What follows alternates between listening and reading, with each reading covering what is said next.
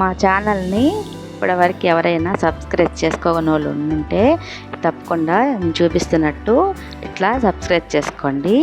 మా వీడియోలన్నీ మీరు చూడాలనుకుంటే దీంట్లో చూపిస్తున్నట్టు నోటిఫికేషన్ ఆన్ చేయండి. ఇప్పుడు మనము వీడియోలోకి వెళ్ళిపోదాం.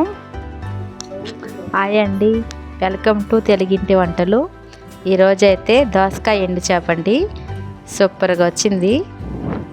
ఏమేం కావాలో చూద్దాం రండి. దోసకాయ,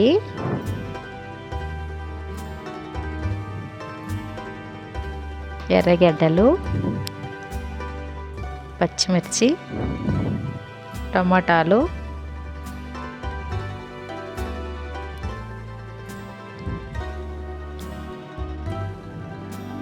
కరివేపాకు,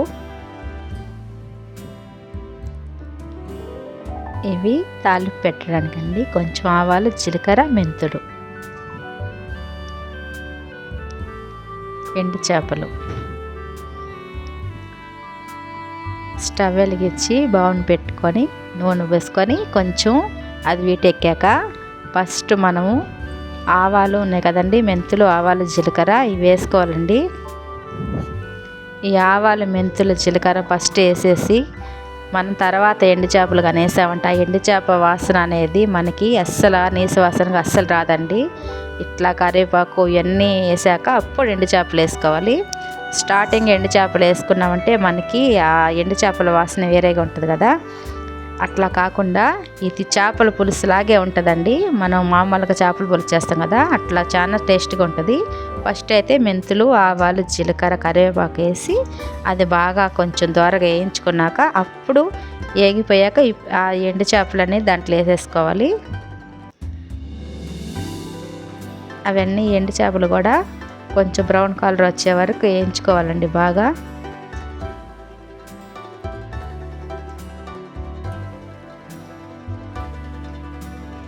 చూడండి, ఎండు చేపలు వేగిపోయినాయి. ఇప్పుడైతే పచ్చిమిరపకాయలు, ఎర్రగడ్డ ముక్కలు కూడా వేసేసి ఇవి కూడా కొంచెం లైట్గా బ్రౌన్ కలర్ వచ్చే వరకు వేయించుకోవాలి.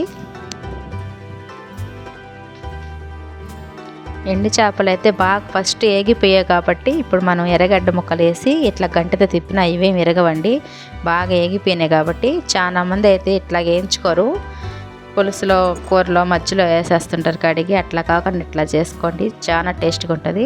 అవన్నీ వేగిపోయాక దోసకాయ ముక్కలు కూడా వేసేసుకొని దోసకాయ ముక్కలు వేసుకొని టమాటాలు. దోసకాయ కోసేటప్పుడు చాలా మంది విత్తనాలు తీసేస్తారండి, అట్లా ఎప్పుడు తీయపాకండి. విత్తనాలు కానీ చేదు లేకుండా ఉంటే ఖచ్చితంగా వేసుకోండి కూరలో, ఆ టేస్ట్ సూపర్ ఉంటుంది. విత్తనాల మటుకు తీయపాకండి, చేదు ఉంటే తప్పదు తీసేసేయాలి. చేదు లేకపోతే మటుకి ఖచ్చితంగా కూర చేసుకోండి, సూపర్ టేస్ట్ ఉంటుంది. ఇలా టమాటాలు, ఉప్పు, పసుపు, కారం కూడా వేసేసుకొని 1 నిమిషం మూత పెట్టి తీసి మళ్ళీ బాగా కలుపుకోవాలండి. ఇట్లా చూడండి, ఇది మొత్తం కలిపేసుకుంటే మనం ఉప్పు, పసుపు, కారం వేసాం కదండి, అదంతా బాగా కలుపుకొని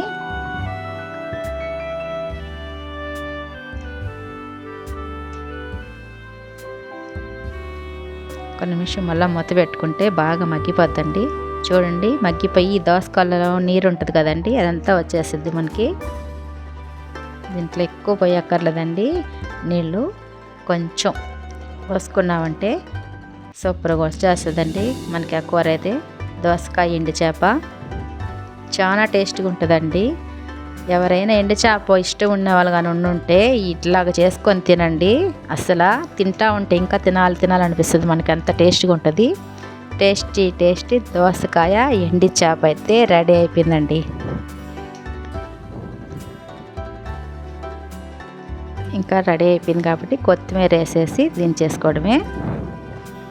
మా ఛానల్ని సబ్స్క్రైబ్ చేసుకోండి, లైక్ చేయండి, షేర్ చేయండి. చూడండి, దోసకాయ ఎండు చేప ఇంకా మనం తినడమేనండి.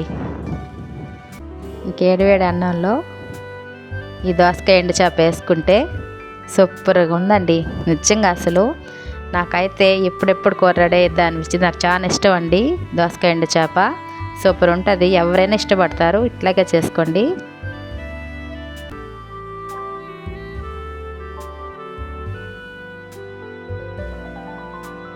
Thank you for watching.